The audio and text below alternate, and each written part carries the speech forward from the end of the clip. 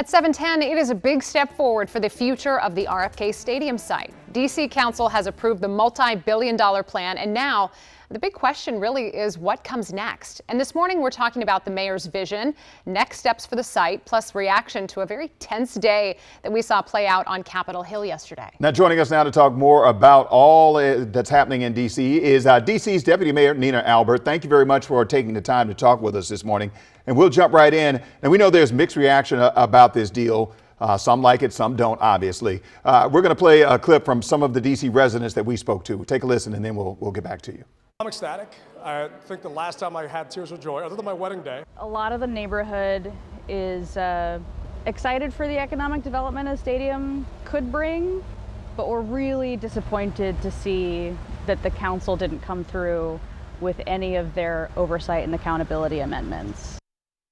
All right, so you heard some of the reaction. There's some people that feel this way. So what does the mayor plan to do to ensure that her vision also addresses some of the residents' concerns?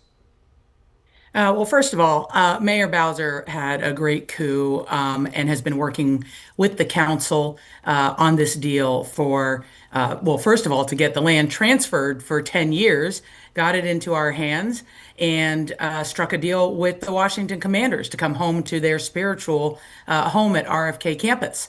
But we've been working very hard on the planning for the site. It is quite a large site, 180 acres. And so right now we've been at the preliminary stages of that. And we have a lot more to go. And so we'll be working with community for the next year or so on exactly the details of where roads go and, you know, density. Those are the types of things that community is most interested and concerned with. As for accountability, there is plenty of accountability. If you recall, DC works all the time with developers and very often has to negotiate and work out issues, especially on a long-term project.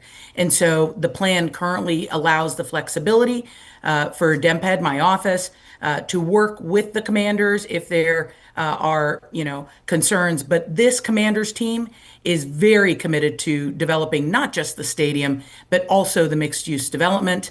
And I believe we've got a great partner in the commanders. Real quickly, tangibly, what does that mean? Because when people hear you at home say, hey, we're going to work with you in the community, does that mean town halls? How are you envisioning that you're going to get people's opinions on feedback about things like traffic concerns, being priced out of neighborhoods, other things like that? What's your plan there? Well, we actually have to go through required processes. So anytime there is a large site that has not been zoned, which is what this site is, there is a prescribed planning process that requires community input. And so things like traffic impacts and how to mitigate them is part of that required dialogue with the community. But we've, you know, the site right now has always accommodated traffic to the stadium. I think that that's kind of one component of it. What I've heard from the community is really wanting to make sure that the character of their community is maintained and not, you know, dramatically shifted, as well as the traffic the traffic impacts, particularly on game days, isn't dramatically impacted or at least managed properly. Yeah. And we have tools in place for that. We do that at Capital One Arena. We do that at Nats Park. So we've gotten more and more sophisticated as a city about how to relieve and move traffic into the stadium and out of the stadium on game days. Sure. All right, I wanted to ask you, switching gears here. So Congress grilled D.C. leaders, including Mayor Bowser and Council Chair Phil Mendelson yesterday on Capitol Hill about lying about the city's crime levels amid 3 active police investigations. We're going to play a portion of that conversation. Are you guys cooking the books? I think we're not, but I also know that there are a couple of investigations, one by this Well, you committee. settled a case too, didn't you? You just settled a case where someone said you were cooking the books. Is that right? I can't speak to that case. I don't have familiarity. Well, we know it was settled. It's been reported. But I do know there are collateral statistics that affirm the reduction in crime. Is Mr. Pemberton lying, head of the FOP? Yes. Look, we know Mayor Bowser spoke after the hearing. She called it, quote, disgraceful, and she added that violent crime is down. I'm curious, what is the mayor's message to the community this morning about the goals and wants that she has for the future of the city, and anything else you would add about that interaction or the numbers? Well, Mayor Bowser has always been very strong on accountability, on whether it's about crime and safety in our city, and she's stood for a long time for calling out for measures that would increase our the accountability.